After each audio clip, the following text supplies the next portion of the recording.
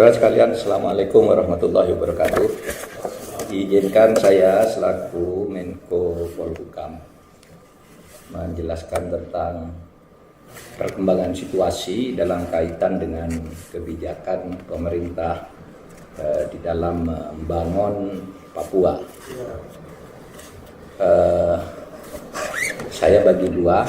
Pertama, kebijakan pembangunan Papua secara umum, dan kedua nanti adalah kebijakan pemerintah menghadapi situasi terakhir. Pertama begini, kebijakan penanganan Papua pemerintah secara umum itu menggunakan pendekatan kesejahteraan, pendekatan damai tanpa kekerasan, tanpa senjata. Itu kebijakan umum. Bagaimana ini dituangkan dalam kebijakan pemerintah yang umum itu? Pertama, pemerintah mengeluarkan Inpres nomor 9 tahun 2020 yang berisi instruksi penanganan Papua dengan pendekatan kesejahteraan melalui pembangunan yang komprehensif dan multidimensi. Itu ada Inpres. Yang kedua, afirmasi. Afirmasi yang diberikan oleh pemerintah, satu, dana otsus. Dana otsus di Papua itu diberikan sebesar 2% dari DAU, dan insya Allah tahun depan menjadi 2,2% dari DAU. Yang itu berarti menurut perhitungan Pak Rizal Ramli di sebuah acara televisi, itu kira-kira kalau dirata-ratakan belanja untuk setiap orang Papua itu adalah sekitar 17 kali lebih besar dibandingkan dengan rata-rata orang di luar Papua. Itu afirmasi. Dananya besar sekali, 17 kali lipat. Kemudian ada peluang-peluang politik khusus yang diberikan oleh pemerintah dalam rangka afirmasi. Pertama, gubernur dan wakil gubernur harus orang asli Papua. Di luar Papua tidak ada ketentuan seperti itu, orang manapun boleh menjadi gubernur dimanapun. Yang kedua, DPRD Papua itu diberi kuota bahwa 25% minimal itu harus orang asli Papua. Itu afirmasi. Artinya apa? Kalau ada pemilu lalu orang Papua asli kalah, yang kalah itu dinaikkan.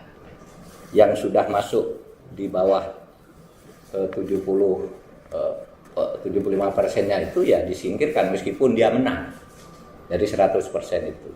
Sehingga orang Papua punya data tetap, ini sebagai afirmasi. Kemudian di bidang pendidikan dan pemerintahan, pemerintah punya program Adik Papua atau Saudara Papua. Apa itu? Orang-orang Papua yang mau masuk universitas-universitas terbaik di Indonesia itu bisa diterima dengan perlakuan khusus. Tidak diikutkan seleksi yang berlaku bagi orang-orang Papua. Sehingga orang Papua itu bisa masuk ke UI, ke ITB, ke UGM, IPB, Undip, Unhas, dan seluruhnya di Indonesia masuk, dapat jatah. Di situ dengan sekedar rekomendasi dan punya syarat formal lulusan SMA formal gitu, kemudian dapat jatah di situ masuk tanpa ikut tes yang umum karena diberi jatah program Saudara Papua atau kita sebut Adik Papua itu. Presiden juga terakhir menggariskan agar semua instansi pemerintah baik pusat maupun daerah, kementerian-kementerian dan lembaga, supaya merekrut orang-orang asli Papua untuk bekerja bukan hanya di Papua, tetapi juga di luar Papua. Kita sudah cek ke TNI, Polri, itu sudah merekrut mereka dengan syarat-syarat khusus yang tidak berlaku syarat bagi orang lain. Syarat khususnya itu pokoknya mereka bisa masuk dengan syarat yang lebih ringan. Di kantor-kantor pemerintah saya cek juga ke Menpan RB juga sudah membuat kebijakan rekrutmen pegawai negeri di seluruh Indonesia harus memberi perlakuan khusus untuk memberi kepada orang Papua, memberi seat kepada orang Papua. Menaker juga, Menteri Pendidikan juga sudah saya cek. Nah kemudian sering orang menggunjingkan pajak. Papua itu kaya, direkrut apa diambil hartanya oleh negara untuk keperluan negara. Papua miskin, tidak kebahagiaan. Itu tidak benar, karena ini datanya ya dari Menteri Keuangan yang terakhir disampaikan di rapat kabinet. Pendapatan dari Papua itu dari pajak, bea cukai dan sebagainya, baik perusahaan Papua yang beroperasi di Jakarta maupun beroperasi di Papua sendiri, itu pendapatannya sebesar 12.645 miliar, 26. Pendapatannya, belanjanya itu dari pajak tadi 12 triliun, belanjanya adalah 46 triliun 173 miliar, 1. Itu Papua, jadi 12 banding 46. Papua Barat, berapa pendapatannya? 5 triliun 53 miliar, 53. Itu pendapatan dari pajak dan bea cukai Papua Barat. Sedangkan belanjanya yang dikeluarkan oleh pemerintah pusat di sana itu 19 triliun, 203 miliar, 40. Nah itu saudara kebijakan umum. Jadi pemerintah tetap melakukan pendekatan kesejahteraan, damai, tanpa kekerasan dan tanpa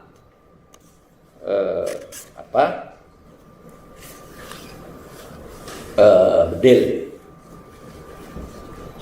tanpa senjata. Itu prinsip dasarnya. Tapi lalu ada pendekatan untuk melindungi itu semua. Ada pendekatan hukum dan keamanan. Dari sekian banyak Papua yang besar itu, ada gangguan hukum dan keamanan. Kecil itu tapi mengganggu yang besar. Pertama, itu penegakan hukum dan keamanannya itu adalah kita akan memburu para teroris. Bukan organisasi Papua, tapi orang-orang Papua yang melakukan teror. By name, ada nama-nama. Ya, ada nama-nama yang disebut, bukan sembarang orang Papua teror, enggak. Ada nama sehingga dikenal bahwa orang ini memang selalu melakukan teror, dikenal oleh publik melalui berita-berita dan statement-statement terbukanya. Kemudian juga penelusuran penyalahgunaan dana negara, korupsi. Yang selama ini mungkin sering dipertanyakan kenapa di sana kok korupsinya dibiarin gitu. Nah, kita sekarang sudah menentukan 10 korupsi terbesar. Baik laporan dari BPK maupun hasil temuan Badan Intelijen Negara, kita sudah punya 10 korupsi besar. Yang juga ini akan dilakukan penegakan hukum terhadap mereka.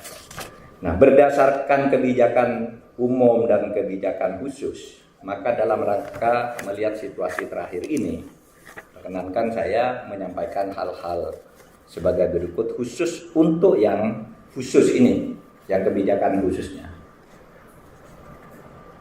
Seperti saudara ketahui sampai tadi malam itu masih ada kontak senjata, masih ada korban, sampai kemarin ada korban dengan sekelompok kecil orang pelaku kekerasan bersenjata, sehingga pemerintah terus mencermati dari hari ke hari kondisi keamanan di Papua dan Papua Barat, terutama setelah menetapkan kelompok kriminal bersenjata atau KKB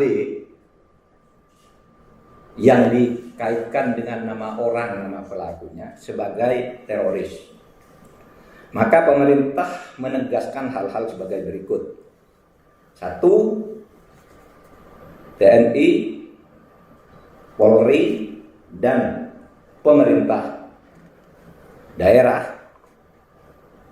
dengan dukungan pusat tentu saja diminta melakukan tindakan cepat, tegas, dan terukur yang sejauh ini sebenarnya sudah dilaksanakan dengan cukup baik dan aparat di lapangan oleh Polri, TNI, dan pemerintah dan BIN serta aparat terkait seperti BNPT.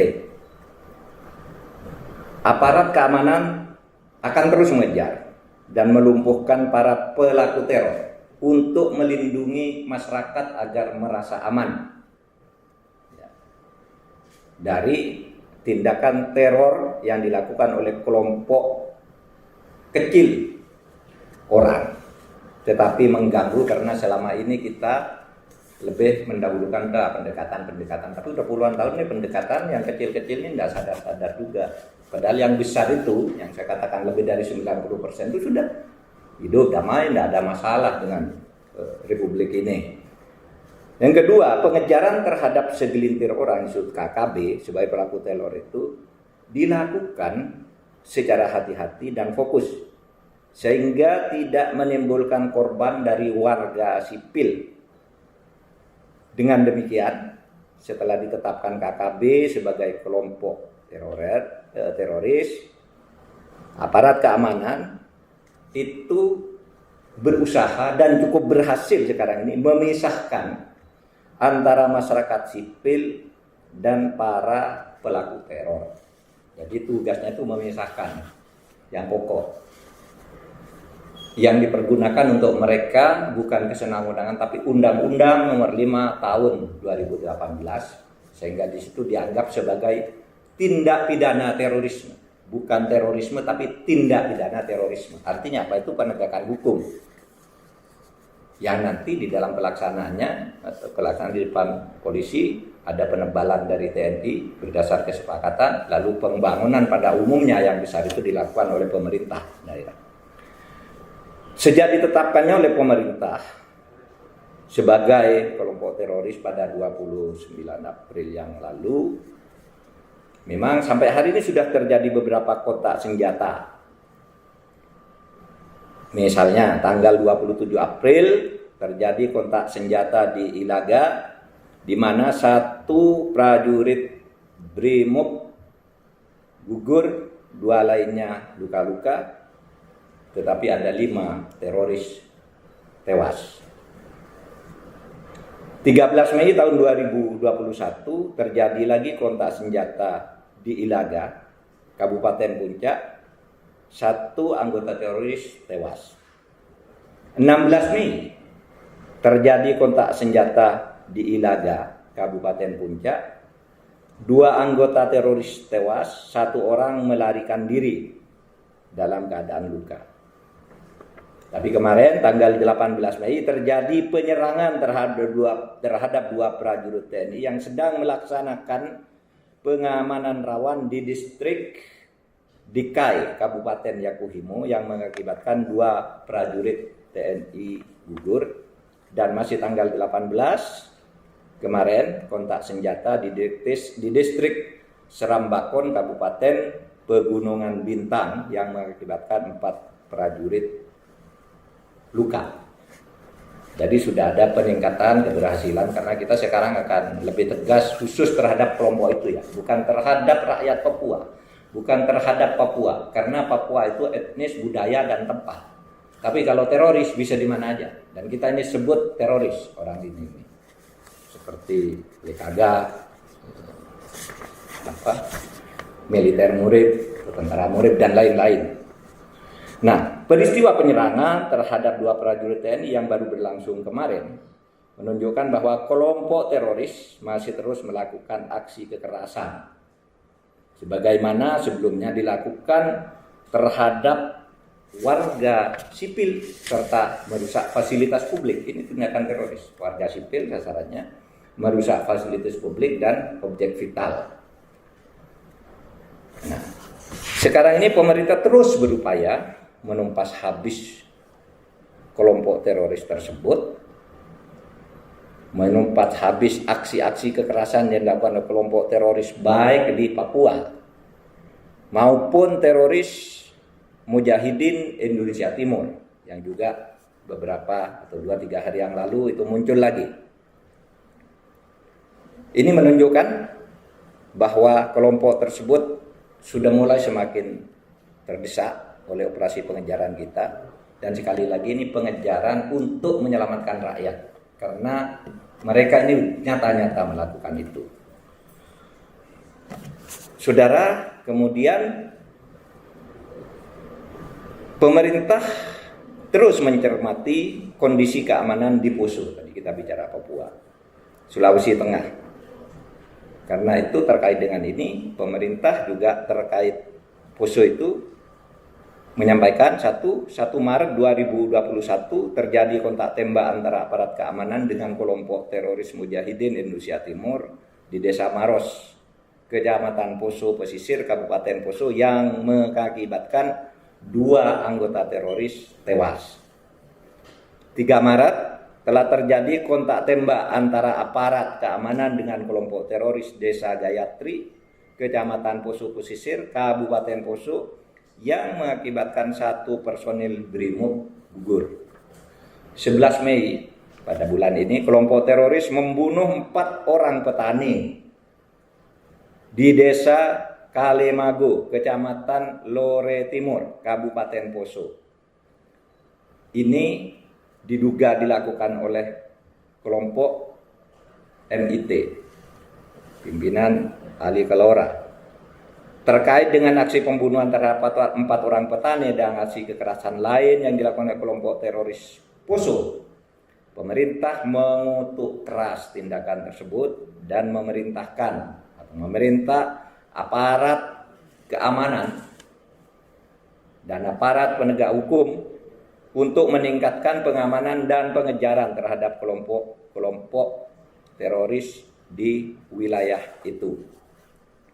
Terakhir, pemerintah melalui BNPT, LPSK, dan Polri telah memberikan santunan dan dana kerahiman kepada beberapa keluarga korban yang menjadi korban tindak kekerasan dari kelompok KKB.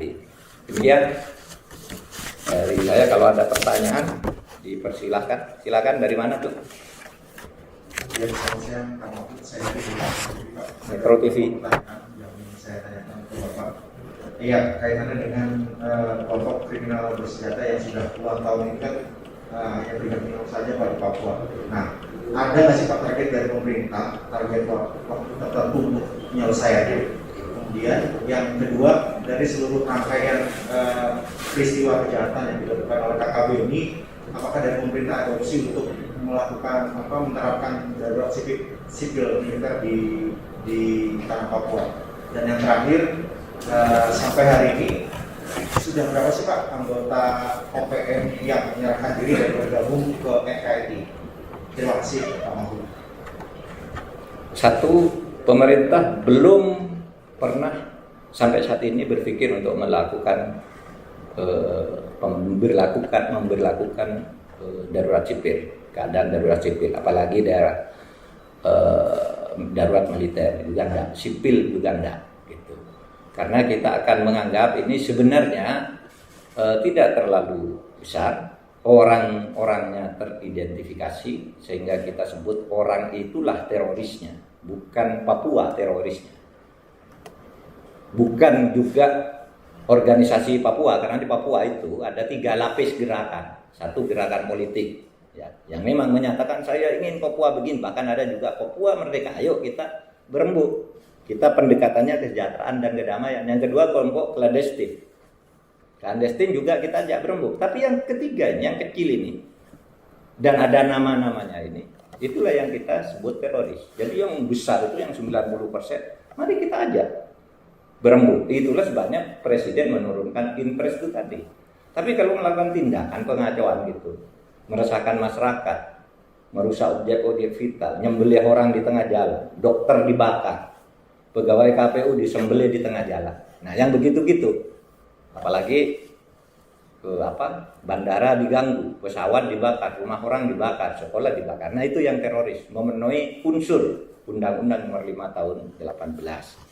Itu. Nah, jadi saya kira itu saja jawaban umumnya. Memang sudah puluhan tahun kita menangani ini, tidak selesai-selesai. Ya karena itu pendekatannya memang kita mau pendekatan dialog dulu, dialog. Nah, kita tidak punya target. Pokoknya selama itu masih ada aparat keamanan, penegak hukum akan terus bekerja. Itu aja. Terakhir Kompas. Kompas. Ya, izin Pak, dari Kompas. Pak, tadi Pak Menko sudah menyampaikan bahwa akan ada pemisahan antara kelompok KKB dan masyarakat sipil ya untuk melindungi mereka supaya merasa aman. Nah ini secara teknisnya gimana ya Pak? Kalau mungkin bisa disebutkan KKB itu kantong-kantongnya di mana, jumlah orangnya berapa, dan gimana supaya bisa membedakan Pak? Soalnya kemarin itu kan sempat banyak yang dicurigai sebagai mata-mata ya Pak, yang dua guru itu dicurigai jadi mata-mata, terus pendeta Jeremia juga dicurigai sebagai mata-mata. Dan gimana membedakan itu supaya warga sipil juga tidak jadi korban Pak? Terima kasih Pak. Oke, kalau cara memisahkan itu artinya agar teroris itu tidak menjadikan masyarakat atau warga sipil sebagai tameng. Kan mereka tuh sering masuk ke tengah masyarakat lalu bikin kacauan, lalu masyarakat dijadikan tameng. Nah sekarang itu sudah diidentifikasi ada tempat antara 4 atau 5 tempat tertentu yang sebagiannya sudah mulai dikuasai gitu. Dan itu juga pun disisir secara hati-hati. Jangan-jangan di tempat itu ada warga sipil juga kan. Jadi kita identifikasi orangnya. Sudah diskusi kemarin dengan Sesmen, dengan DPT 1. Teknis menembaknya pun sudah diatur. Harus ini dulu ada kepastian sekian persen, tembakan tidak nyasar ke orang lain, baru dilakukan. Nah seperti itu, sehingga tidak warga sipil ya yang kena. Nah jadi cara memisahkannya seperti itu. Kita identifikasi orangnya, lihat tempatnya, markasnya. Kan sudah ada 2 atau 3 tuh yang sekarang sudah dikuasai oleh aparat kita. Itu aja kan pertanyaannya. Baik, cukup ya. Terima kasih. Assalamualaikum warahmatullahi wabarakatuh.